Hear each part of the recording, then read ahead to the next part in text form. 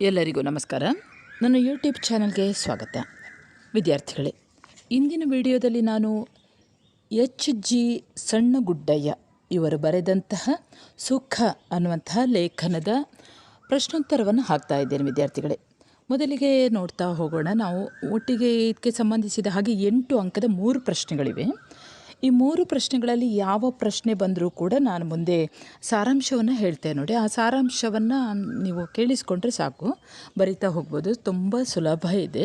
ಸುಖ ಅನ್ನುವಂತಹ ಒಂದು ಹೆಸರಿನ ಸುತ್ತ ಹೆಣೆದಂತಹ ಒಂದು ಲೇಖನ. ಈ ಲೇಖನಕ್ಕೆ ಸಂಬಂಧಿಸಿದ ಹಾಗೆ ಪ್ರಶ್ನೆಗಳು ಯಾವುದೆಲ್ಲ ಇವೆ ಅನ್ನುವಂಥದ್ದು ನೋಡ್ತಾ ಹೋಗೋಣ. ಮೊದಲ ಪ್ರಶ್ನೆ, ಕ್ಲೇಶಪಟ್ಟು ಪಡೆದ ಫಲ ಬದುಕಿನಲ್ಲಿ ಮನುಷ್ಯನ ಉತ್ಸಾಹವನ್ನು ನವೀಕರಿಸುತ್ತದೆ. ಈ ಮಾತನ್ನು ಲೇಖನದ ಆಧಾರದಿಂದ ಚರ್ಚಿಸಿರಿ. ಅಥವಾ ಎರಡನೇ ಪ್ರಶ್ನೆ ನೋಡಿ, ಮನೋಧರ್ಮ ಮತ್ತು ಸುಖದ ಸಂಬಂಧವನ್ನು ಲೇಖಕರು ಹೇಗೆ ವಿವರಿಸಿದ್ದಾರೆ ತಿಳಿಸಿರಿ. ಅಥವಾ ಇನ್ನೊಂದು ಪ್ರಶ್ನೆ ಇದೆ ನೋಡಿ, ಸುಖ ಲೇಖನದ ಸ್ವಾರಸ್ಯವನ್ನು ನಿರೂಪಿಸಿರಿ. ಉತ್ತರ ನೋಡ್ತಾ ಹೋಗೋಣ. H.G. ಸಣ್ಣಗುಡ್ಡಯ್ಯ ಇವರು ಬರೆದಂತಹ ಸುಖ ಅನ್ನುವಂತಹ ಈ ಒಂದು ಲೇಖನದಲ್ಲಿ ಸುಖದ ಸ್ವರೂಪವನ್ನು ತಿಳಿಸಿದ್ದಾರೆ. ನಿಮಗೆಲ್ಲ ಗೊತ್ತಿದೆ, ಸುಖದ ವಿರುದ್ಧ ಪದ ದುಃಖ. ದುಃಖ ಯಾವುದರಲ್ಲಿ ಇಲ್ಲವೋ, ಯಾವ ವಸ್ತುವಿನಲ್ಲಿ ಇಲ್ಲವೋ, ಯಾವ ವಿಷಯದಲ್ಲಿ ಇಲ್ಲವೋ ಅದೆಲ್ಲ ಸುಖ.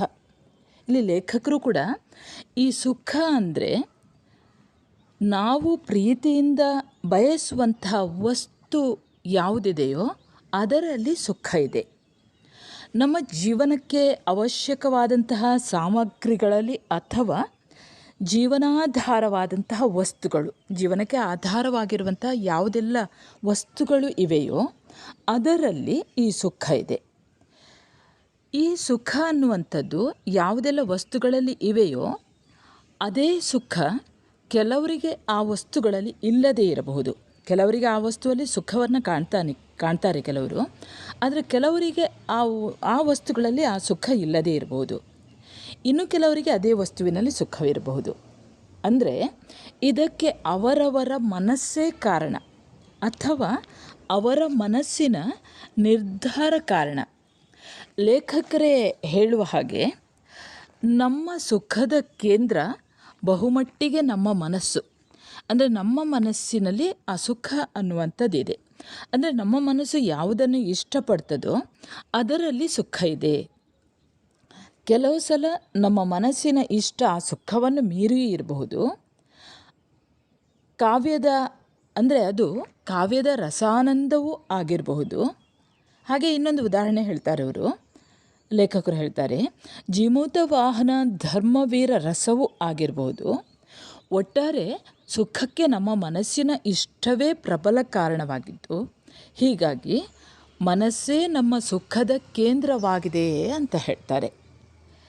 ಹೀಗೆ ಒಮ್ಮೆ ಲೇಖಕರು ತಮ್ಮ ಸ್ನೇಹಿತನಿಗೆ ಹೀಗೆ ಹೇಳ್ತಾರಂತೆ, ನೋಡಯ್ಯ, ನಾನು ಇನ್ನೂ ಬದುಕಿರುವುದಕ್ಕೆ ಆಧಾರ ಎಂದರೆ ಬೆಳಗ್ಗೆ ಎದ್ದ ಕೂಡಲೇ ಒಂದು ಲೋಟ ಕಾಫಿ ಸಿಗುತ್ತದೆ ಎಂಬ ಭರವಸೆ. ಅದರ ಜೊತೆಗೆ ಓದಲಿ ಇರುವಂಥ ಒಂದು ವರ್ತಮಾನ ಪತ್ರಿಕೆ, ವಾರದ ಕಡೆಯಲ್ಲಿ ತಪ್ಪದೆ ಬರುವ ಶನಿವಾರ, ತಿಂಗಳ ಮೊದಲ ವಾರದಲ್ಲಿ ಹೆಚ್ಚು ಕಡಿಮೆ ಸಿಗುವಂಥ ಸಂಬಳ, ಒಟ್ಟು ವರ್ಷದಲ್ಲಿ ಸಿಗುವಂಥ 3 ತಿಂಗಳ ರಜೆ ಅಂದರೆ ಬೇಸಿಗೆ ರಜೆ. ಇವಿಷ್ಟನ್ನು ಬಿಟ್ಟರೆ ಈ ಬದುಕನ್ನು ಸಹಿಸಿಕೊಂಡು ಇರುವುದಕ್ಕೆ ಬೇರೆ ಏನೂ ಆಧಾರವಿದ್ದಂತಿಲ್ಲ. ಲೇಖಕರ ಈ ಹೇಳಿಕೆ ಅವರ ಸ್ನೇಹಿತನಿಗೆ ಅದು ವಿನೋದದ ಮಾತಾಗಿದ್ದರೂ ಈ ಮಾತಿನ ತಾತ್ಪರ್ಯ ಇಷ್ಟೇ, ಸಾರಾಂಶ ಇಷ್ಟೇ. ಪ್ರತಿಯೊಬ್ಬರ ಬದುಕಿಗೂ ಆಧಾರವಾಗಿದ್ದು ಅವರ ನೆಮ್ಮದಿ, ಉತ್ಸಾಹ ಅಥವಾ ಸುಖಕ್ಕೆ ಕಾರಣವಾದಂತಹ ವಸ್ತುಗಳು ಅಸಾಮಾನ್ಯವಾದಂಥವು ಏನೂ ಇಲ್ಲ. ಸುಖವಾಗಿ ಅಥವಾ ನೆಮ್ಮದಿಯಿಂದ ಹೇಗೆ ಇರಬಲ್ಲರು ಅನ್ನೋದಕ್ಕೆ ಹೇಳ್ತಾರೆ ಲೇಖಕರು. ಭಿಕ್ಷುಕನಿಗಾಗಲಿ ಸಾಮಾನ್ಯ ಕೂಲಿಯವರಿಗೆ ಆಗಲಿ ಅಥವಾ ಇನ್ನಾರಿಗೇ ಆಗಲಿ ಜೀವನಾವಶ್ಯಕ ವಸ್ತುಗಳು ಇದ್ದರೆ ಅಥವಾ ಬದುಕಿಗೆ ಆಧಾರವಾಗಿರುವಂತಹ ಸಾಮಗ್ರಿಗಳು ಇದ್ದರೆ ಅವರು ನೆಮ್ಮದಿಯಿಂದಲೇ ಇರಬಲ್ಲರು. ಇಲ್ಲದಿದ್ದರೆ ಅಂದರೆ ಅದು ಯಾವುದು ಇಲ್ಲದಿದ್ದರೆ ಅವರು ಚಡಪಡಿಸ್ತಾರೆ, ಸಮಾಧಾನ ಕಳೆದುಕೊಂಡು ವ್ಯಥೆಗೆ ಒಳಗಾಗುತ್ತಾರೆ. ಕೋಪವೂ ಬರಬಹುದು. ಕೋಪ ಎಲ್ಲದಕ್ಕಿಂತ ಅಪಾಯಕಾರಿ. ಸುಖಕ್ಕೆ ಮುಖ್ಯವಾದ ಒಂದು ವಿಪತ್ತು. ಎಲ್ಲ ಕಲಹ, ಬಂಡಾಯ, ದಂಗೆ, ಅಂತರ್ಯುದ್ಧಗಳಿಗೆ ಕೋಪವೇ ಮೂಲ. ಯಾವಾಗ ಕೋಪ ಇರುತ್ತದೋ, ಒಬ್ಬ ಮನುಷ್ಯನ ಮನಸ್ಸಿನಲ್ಲಿ ಇರ್ತದೋ, ಆವಾಗ ಕಲಹ ಬರ್ತದೆ, ಬಂಡಾಯ ಬರ್ತದೆ, ದಂಗೆ ಬರ್ತದೆ, ಅಂತರ್ಯುದ್ಧ ಬರ್ತದೆ. ಇದಕ್ಕೆಲ್ಲ ಮೂಲ ಕೋಪ. ಹೀಗೆ ಅಸಮಾಧಾನ, ಅತೃಪ್ತಿ, ಸಿಟ್ಟುಗಳಿಗೆ ಒಳಗಾದವರ ಸಂಖ್ಯೆ ಹೆಚ್ಚಿದಂತೆಲ್ಲ ಅಶಾಂತಿ, ಕಲಹಗಳು ಸಂಭವಿಸ್ತದೆ. ಕಲಹ ಸ್ಫೋಟಿಸಿದಾಗ ಅಂದರೆ ಹೆಚ್ಚಾದಾಗ ಯುದ್ಧವಾಗ್ತದೆ. ಹಾಗಂತ ಜೀವನಾಧಾರಕ್ಕೆ ಉತ್ಸಾಹ ಮತ್ತು ನೆಮ್ಮದಿಗಳೇ ಸುಖಗಳು ಅಂತ ಗುರುತಿಸುವುದು ಕೂಡ ತಪ್ಪು. ಯಾಕೆಂದರೆ ಸುಖ ಮತ್ತು ಉತ್ಸಾಹಗಳ ನಡುವೆ ವ್ಯತ್ಯಾಸವಿದೆ. ಒಬ್ಬ ಮನುಷ್ಯ ಲವಲವಿಕೆಯಿಂದ ಮಾತನಾಡ್ತಾ ಇದ್ದಾನೆ, ನಗುತ್ತಿದ್ದಾನೆ ಎಂದರೆ ಆತ ಸುಖವಾಗಿದ್ದಾನೆ ಎಂದೇ ಲೆಕ್ಕ. ಕೇಕೆ ಹಾಕ್ತಾ ಇದ್ದಾನೆ, ಕುಣಿದಾಡ್ತಾ ಇದ್ದಾನೆ ಎಂದರೆ ಉಲ್ಲಾಸವಾಗಿದ್ದಾನೆ ಅಂತಲೇ ಅರ್ಥ. ಇನ್ನು ಲೇಖನ ಪುಸ್ತಕಗಳನ್ನು ಓದಿ ಸುಖ ಹುಡುಕುವವರು ಬಹಳ ಕಡಿಮೆ. ಲೇಖಕರು ಹೇಳ್ತಾರೆ, ಬೇರೆ ಬೇರೆ ವಸ್ತುಗಳಲ್ಲಿ, ಬೇರೆ ಬೇರೆ ವಿಷಯಗಳಲ್ಲಿ ಸುಖವನ್ನು ಹುಡುಕ್ತಾರೆ. ಆದರೆ ಯಾವುದೋ ಒಂದು ಲೇಖನ ಇರ್ಬೋದು, ಬರವಣಿಗೆ ಇರ್ಬೋದು, ಅಥವಾ ಯಾವುದೋ ಒಂದು ಪುಸ್ತಕ ಇರ್ಬೋದು, ಆ ಪುಸ್ತಕವನ್ನು ಓದಿ ಸುಖ ಹುಡುಕುವವರು ಕಡಿಮೆ. ಏನೂ ಓದದವರಂತೂ ಸುಖವನ್ನು ವ್ಯವಹಾರದಲ್ಲಿ ಹುಡುಕುತ್ತಾರೆಯೇ ಹೊರತು ಅದಕ್ಕಾಗಿ ಸಾಹಿತ್ಯಕ್ಕೆ ಮೊರೆ ಹೋಗುವುದಿಲ್ಲ. ಓದು ಬರಹ ಬಲ್ಲವರೂ ಕೂಡ ತಮ್ಮ ಸಮಸ್ಯೆಗಳಿಗೆ ಪರಿಹಾರವನ್ನು ಸಾಹಿತ್ಯದಲ್ಲಿ ಹುಡುಕುವುದು ಬಹಳ ಕಡಿಮೆ. ಹಾಗೆ ನೋಡಿದರೆ ಉತ್ತಮವಾದ ಸಾಹಿತ್ಯ ಅನ್ನೋದೇ ಒಂದು ನಿರ್ಲೇಪವಾದಂತಹ ಸುಖದ ತವನಿಧಿ. ಅಂತಹ ಒಂದು ಸಾಹಿತ್ಯ ಓದುವ ಹವ್ಯಾಸ ಬೆಳೆಸಿಕೊಂಡವರಿಗೆ ಸುಖ ಎಂದರೇನು, ಎಲ್ಲಿ ಸಿಗುತ್ತದೆ ಎಂದು ಲೋಕದಲ್ಲಾಗಲಿ ಅಥವಾ ಲೇಖನಗಳಲ್ಲಾಗಲಿ, ಅಂದರೆ ಲೋಕಲಾಗಿ ಸಿಗುವಂತಹ ಒಂದು ಯಾವುದೇ ಒಂದು ವಸ್ತುವನ್ನಾಗಲಿ ಅಥವಾ ಬರಹದಲ್ಲೇ ಆಗಲಿ ಹುಡುಕುವಂಥ ಅಗತ್ಯವೇ ಬರುವುದಿಲ್ಲ. ಕುಳಿತ ಕಡೆಯಲ್ಲೇ ಪುಸ್ತಕದಂತಹ ವಸ್ತುವಿನಲ್ಲಿ ಸುಖ ಸಿಗುವುದಾದರೆ ವ್ಯಾವಹಾರಿಕ ಜಗತ್ತಲ್ಲಿ ಭೌತಿಕ ವಸ್ತುಗಳ ಸಮೂಹದಲ್ಲಿ ಕೂಡ ಅದು ಇರಲಾರದು ಅಂತಲೇ ಅರ್ಥ. ಇನ್ನು ರುಚಿಕರವಾದಂತಹ ಭಕ್ಷ್ಯ ಭೋಜ್ಯಗಳಿರ್ಬೋದು, ಸಂತಸ ಕೊಡುವಂತಹ ವಸ್ತ್ರಗಳಿರ್ಬೋದು, ಭೂಷಣಗಳಿರ್ಬೋದು, ಚಿನ್ನ, ಮುತ್ತು, ರತ್ನ, ಆಭರಣಗಳಿರ್ಬೋದು, ವಿವಿಧ ವಿನ್ಯಾಸದ ಮನೆಗಳಿರ್ಬೋದು, ಇವೆಲ್ಲ ಲೌಕಿಕ ಭೋಗ ವಸ್ತುಗಳ ಆಕರ್ಷಣೆ ಮತ್ತು ಸಂಮೋಹಕ ಶಕ್ತಿಗಳಿಗೆ ಹೋಲಿಸಿದರೆ ಸಾಹಿತ್ಯ ಒಂದು ವಸ್ತು ಅಂತಲೇ ಹೇಳಬೇಕಾಗ್ತದೆ. ಅದು ಕೊಡುವಂತಹ ಅನುಭವ ಲೌಕಿಕವಲ್ಲ ಎಂದೇ ಅದನ್ನು ಲೋಕೋತ್ತರ ಅಂತ ಕರೀತಾರೆ. ಲೋಕದ ಪರಿವೇನೇ ಮರೆತು ಸಾಹಿತ್ಯದ ರಸಾರ್ದ್ರ ಜಗತ್ತಿನಲ್ಲಿ ಸಂಚರಿಸುವ ಈ ಸಾಹಿತ್ಯಾಸಕ್ತರ ಪ್ರವೃತ್ತಿಯನ್ನು ಒಂದು ಲೋಕ ವ್ಯವಹಾರ ಅಂತ ಅದನ್ನು ಕರೆಯಲಾಗುವುದಿಲ್ಲ.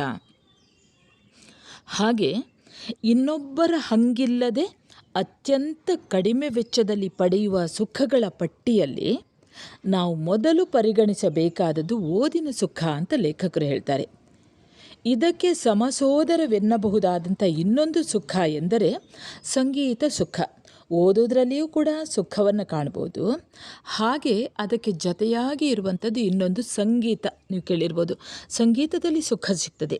ಸಂಗೀತದಲ್ಲಿ ಸುಖ ಇಲ್ಲ ಅಂತ ಹೇಳುವುದಾದರೆ ಅನೇಕ ಗಂಟೆ, ಅನೇಕ ತಾಸುಗಟ್ಟಲೆ ಸಂಗೀತ ಪ್ರಿಯರು ಸಂಗೀತ ಕಚೇರಿಯಲ್ಲಿ ಕುಳಿತು ಕೇಳುವ ಅಗತ್ಯವೇ ಇರಲಿಲ್ಲ. ಅಂದರೆ ಸಂಗೀತವನ್ನು ಕೇಳಲಿಕ್ಕೂ ಕೂಡ ಎಷ್ಟೊಂದು ಸಮಯ ತಗೊಳ್ತಾರೆ ಕೆಲವರು. ಅಂದರೆ ಅಲ್ಲಿ ಸುಖ ಇದೆ ಅಂತಲೇ ಅರ್ಥ. ಇಲ್ಲಿದ್ರೆ ಯಾಕೆ ಅಷ್ಟು ಸಮಯ ಅಲ್ಲೇ ಕೂತ್ಕೊಳ್ಬೇಕು? ಅದೇ ಇಲ್ಲಿ ಹೇಳುವಂಥದ್ದು.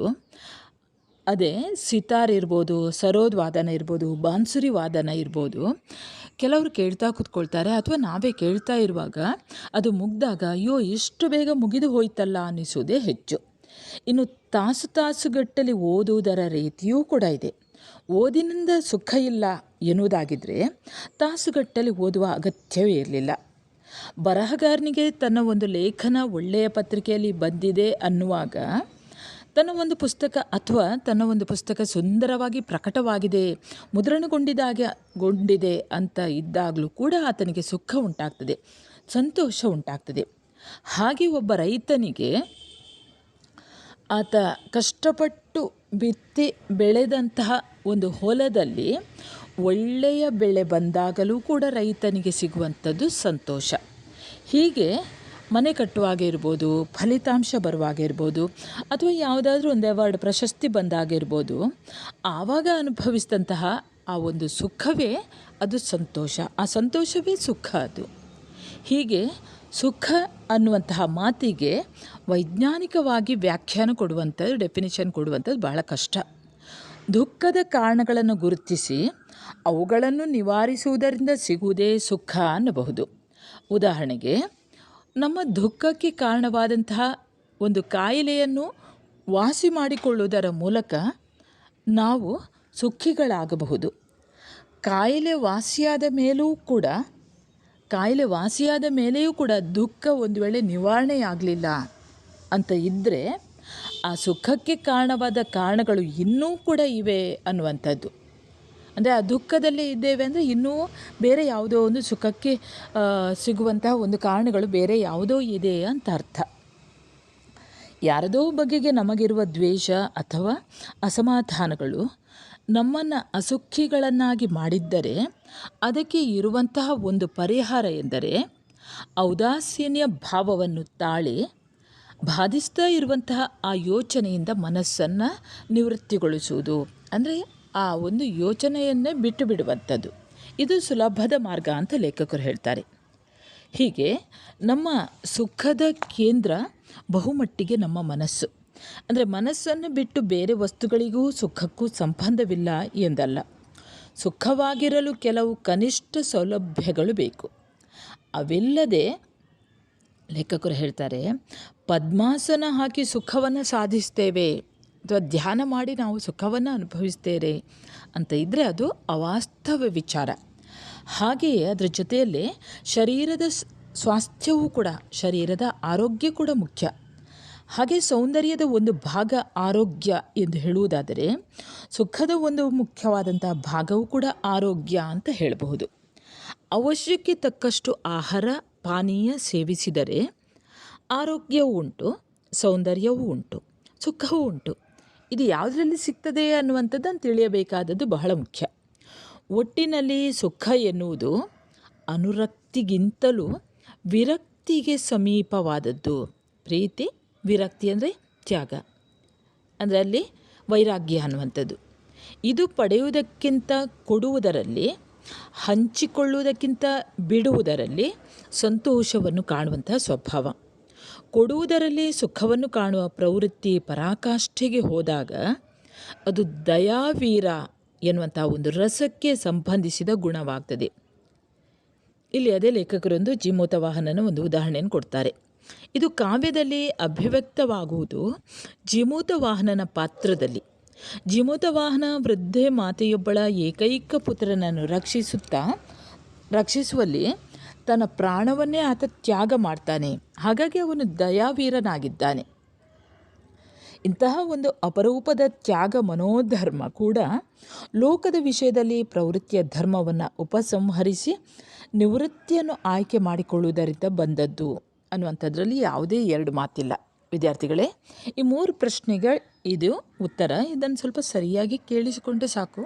ನಿಮಗೆ ಅಕ್ಷರಗಳು ಬರ್ತವೆ, ಸರಿಯಾಗಿ ಕನ್ನಡದ ಅಕ್ಷರಗಳು ಬರ್ತವೆ ಅಂತ ಇದ್ದರೆ ನಿಮಗೆ ಕೇಳಿಸಿಕೊಂಡ್ರೆ ಸಾಕಾಗ್ತದೆ. ಹಾಗೆ ಕೆಲವೊಂದು ವಿದ್ಯಾರ್ಥಿಗಳಿಗೆ ಸ್ವಲ್ಪ ಕನ್ನಡ ಅಕ್ಷರ ಬರೆಯುವುದು ಸ್ವಲ್ಪ ಕಷ್ಟ ಆಗ್ತದೆ. ಅಂಥ ವಿದ್ಯಾರ್ಥಿಗಳು ಏನು ಮಾಡಬೇಕಂದ್ರೆ, ದಿವಸದಲ್ಲಿ ಒಂದು 5 ನಿಮಿಷ ನೀವು ಅಕ್ಷರಾಭ್ಯಾಸವನ್ನು ಮಾಡಿಕೊಳ್ಳಿ. ಅಂದರೆ ಕೆಲವು ಮಕ್ಕಳಿಗೆ ಒತ್ತಕ್ಷರ ಎಲ್ಲ ಕಷ್ಟ ಆಗ್ತದೆ. ಈಗ ನೀವು ಸ್ವಲ್ಪ ದೊಡ್ಡದೇ ಆಗಿದ್ದೀರಿ, ಫಸ್ಟ್ ಇಯರ್ ಸೆಕೆಂಡ್ ಇಯರ್ ಅಂದರೆ ಸ್ವಲ್ಪ ದೊಡ್ಡವರೇ ಇರ್ತೀರಿ. ಹಾಗಾಗಿ ಕಲಿತುಕೊಂಡ್ರೆ ಕನ್ನಡದಲ್ಲಿಯೂ ಕೂಡ ಒಳ್ಳೆಯ ಅಂಕಗಳನ್ನು ಗಳಿಸ್ಬೋದು. ಅದು ಕೂಡ ಈಗಂತೂ ನಿಮಗೆ ಡಿಗ್ರಿ ಮಾಡುವಾಗ ಒಳ್ಳೆಯ ಅಂಕಗಳೇ ಸಿಗ್ತಾ ಇವೆ. ಹಾಗಾಗಿ ಸರಿಯಾಗಿ ಗಮನವಿಟ್ಟು ಕೇಳ್ತಾ ಹೋಗಿ. ಹಾಗೆ ವಿದ್ಯಾರ್ಥಿಗಳೇ, 5 ಅಂಕದ ಪ್ರಶ್ನೆಯೂ ಕೂಡ ಸುಖ ಲೇಖನದ ಆಶಯವನ್ನು ತಿಳಿಸಿರಿ ಅನ್ನುವಂಥದ್ದು ಬರ್ಬೋದು. ಇದನ್ನೇ ನೀವು ಬರ್ತ್ರಿ ಸಾಕು. ಇನ್ನು ಟಿಪ್ಪಣಿ ಕೂಡ ಇದೇ ರೀತಿಯಲ್ಲಿ ಟಿಪ್ಪಣಿಯು ಸುಖದ ಬಗ್ಗೆ ಕೊಟ್ಟಿದ್ದಾರೆ. ಇಲ್ಲಿ ಸಂಕ್ಷಿಪ್ತವಾಗಿ ಆ ಉತ್ತರ ಹೇಳಿದೆ ನೋಡಿ, ಅದನ್ನೇ ಸಂಕ್ಷಿಪ್ತವಾಗಿ ಬರೆಯಿರಿ. ಇನ್ನು 1-2 ಅಂಕದ ಪ್ರಶ್ನೆಗಳು. 1 ಅಂಕದ ಪ್ರಶ್ನೆ ಯಾವುದೆಲ್ಲ ಇದೆ ನೋಡಿ. ಸುಖ ಅನ್ನುವಂಥ ಲೇಖನದ ಕರ್ತೃ ಯಾರು? ಉತ್ತರ H.G. ಸಣ್ಣಗುಡ್ಡಯ್ಯ. ಇನ್ನು ಎರಡನೇ ಪ್ರಶ್ನೆ, ಪ್ರತಿಯೊಬ್ಬರ ಬದುಕಿಗೂ ಆಧಾರವಾದದ್ದು ಏನು? ಉತ್ತರ ಸುಖ. ಮೂರನೇ ಪ್ರಶ್ನೆ, ಎಲ್ಲಕ್ಕಿಂತ ಅಪಾಯಕಾರಿ ಯಾವುದು? ಉತ್ತರ ಕೋಪ. ನಾಲ್ಕನೇ ಪ್ರಶ್ನೆ, ಕೋಪ ಯಾವುದರ ಮೃತ್ಯು? ಉತ್ತರ ಕೋಪ ಸುಖದ ಮೃತ್ಯು.